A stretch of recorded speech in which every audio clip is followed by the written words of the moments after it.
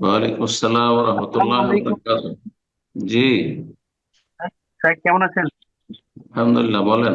আমি কোত্থেকে? মুর্শিদাবাদ ডিস্ট্রিক্ট থেকে বলছি। জি।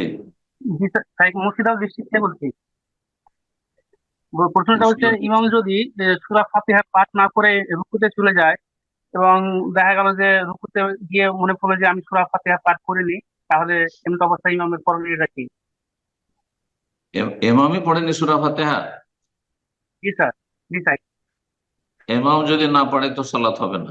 তাহলে পুনরায় সেই রাকাতকে মাইনাস করে আর এক রাকাত পুরা করবে। সেই রাকাতের রুকন সূরা ফাতিহা ছুটে গেছে, এটাই ঠিক। যদি একাকী নামাজি না পড়ে তাহলে সেই রাকাতকে মাইনাস করে আর এক রাকাত পুরা করবে, ঠিক আছে। কিন্তু মুক্তাদি যদি হয় তাহলে সেই ক্ষেত্রে অধিকাংশ আলেমরা বলেছেন যে জেহরি সালাত হলে তো অসুবিধা নেই। জেহরি সালাত শুনেছে, সুতরাং সূরা ফাতিহা না পড়লো, আশা করি নামাজ হয়ে যাবে। যদিও সতর্কতামূলক পড়ে নেওয়া ভালো, এটি আমরা মত দিয়ে থাকি।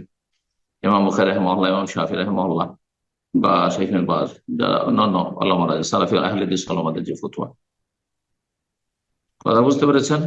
সুতরাং যখন ইমামের বিষয়, ইমাম ভুলে গেছে, ভুলে গেলে রুকুনের ক্ষেত্রে কোনো ঘাটতি পূরণের সুযোগ নেই। সেই রাকাত ক্যান্সেল, বাতিল। জি। তকবীরে তাহরিমে কেউ যদি ভুলে যায় আর পুরো নামাজ 4 রাকাত পড়া হয়েছে, পুরো নামাজ বাতিল। কারণ তকবীরে তাহরিমে একবার, পুরো সালাতের একটি রুকন। জি। কিন্তু সূরা ফাতিহা প্রত্যেক রাকাতের রুকন, এই জন্য ওই রাকাতটি বাতিল হয়ে যাবে। জি। আসসালামু আলাইকুম শেখ। ওয়ালাইকুম আসসালাম ওয়া রাহমাতুল্লাহি ওয়া বারাকাতুহু। জি।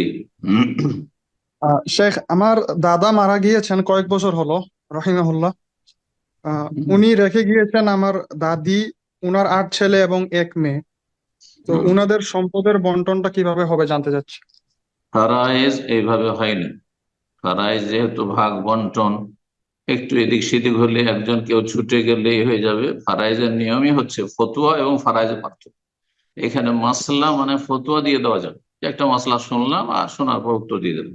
কিন্তু যখন ফারায়েজ, ধন সম্পদের, টাকা পয়সার ভাগ বন্টন বিষয় আসবে, তখন হাসরুল ওয়ারাসা, উত্তরাধিকারীর সংখ্যা, তাদেরকে পুরোটাকে চারিদিক থেকে ঘিরে সামনে হাজির করতে হবে যে কে কে আছে সংশ্লিষ্ট ব্যক্তি।